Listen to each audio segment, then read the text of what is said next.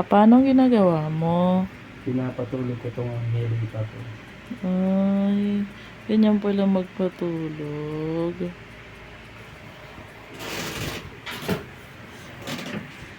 Ang galing, di ba?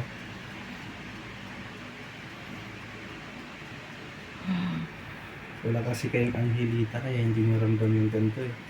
Ano yung puyat? Oo daw sabi niya. Di No? ba anak? Nakakaintindi na yan eh. Marunong na nga ma-offend yun eh. Sabihan mo nga sa pangit, iiyak siya eh. Pero hindi ka pangit, di ba? Hindi, ganda. Maganda. Ganda yan eh. Siyempre, anak ko yun eh. Pag anak ni Papa, matik maganda yan. Logi mo na, huwag mo nang kwentuhan. Baka gusto mo umabot ng alas 3 na umaga. May astigmatism na ako. Stigmatism ka na. Nagkakaroon na ng flare yung ilaw. Puyat lang yan. Pero, maganda pa rin ang anak ko kahit paano. Ano ba yan? Nakangiti ba yan o ano? Ano ko lang. Nakasilip.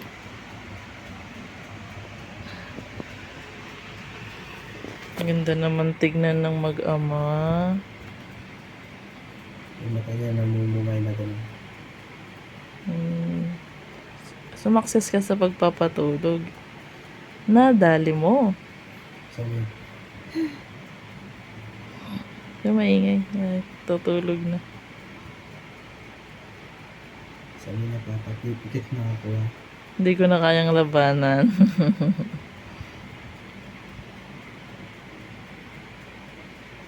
Ganito lang kayo magpatulog ah. Matulog din kayo. Sabayan mo yung pagpikit-pikit ng anak niya. Tapos, Pag nakatulog siya, gising ka. Tapos pag gising siya, tulog ka na.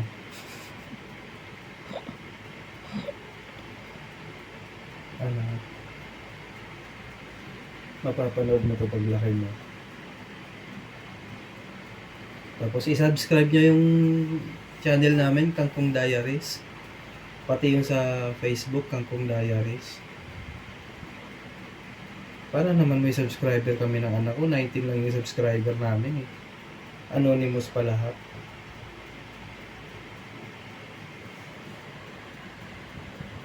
Pag di kayo mag-subscribe, kahit i-like nyo na lang, i-share at saka mag-comment kayo.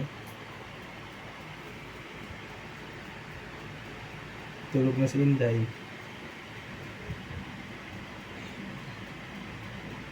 galing-galing naman.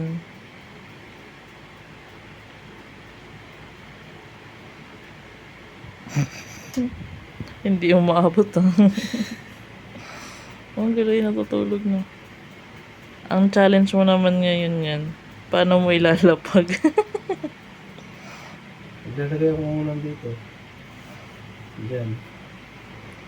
Tapos, iikot ako. Talang ganon.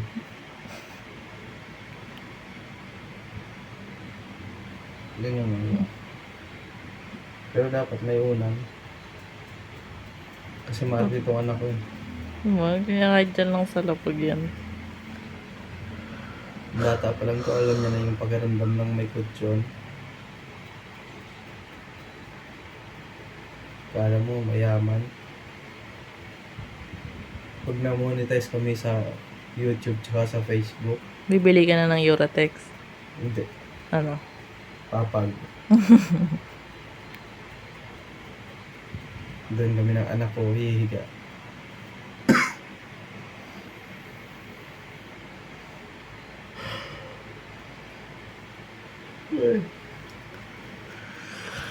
Nakakahawa. Ba't ka makeup? Nahawa ako. Kami lang dapat? Oh, yung... Ano to? Ay, gumising. Tulog ka na ano? Hindi naman ikaw pinag-uusapan mo. Na na na na na na na na Malaga, Revia.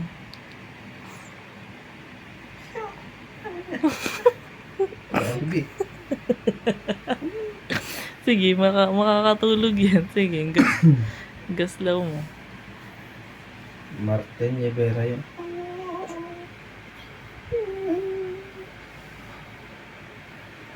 Sabi niya gano'n. Baho doon ang hininga mo.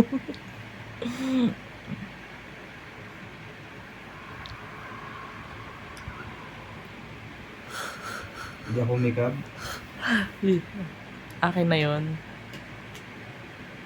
Pag bumikap ako, anak, nakikab din lang namin. Gaya-gaya talaga.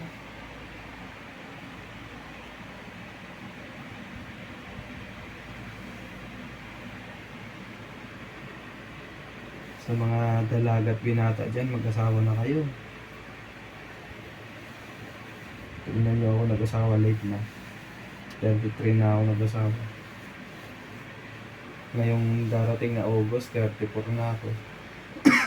Oh, anong meron? Late na. Parang maging late. Ano? 53 na. 53 ako, siya 20 pa lang. Oh, ano naman? 60 ako, siya 30 pa lang. Oh, ano naman? Dapat, pag 20 ako, may anak na ako isa. Dapat di ka nag-anak ng 20 ka. Hindi ko mahanap ng nanay niya. Ngayon lang dumating yung nanay. Mukha. Kasi, Oo. Sabi, ha, kwento mo. kasi 13 years ago, sanggol pa lang yung nanay. Nakakatakot. Kaya mas pinili namin antayin mo nang lumaki siya ng kaunti. Kasagsagan ng Yolanda kasi dati, naglalaro pa lang to ng Jackstone ping pong, pogs. Sino? Di ba anak?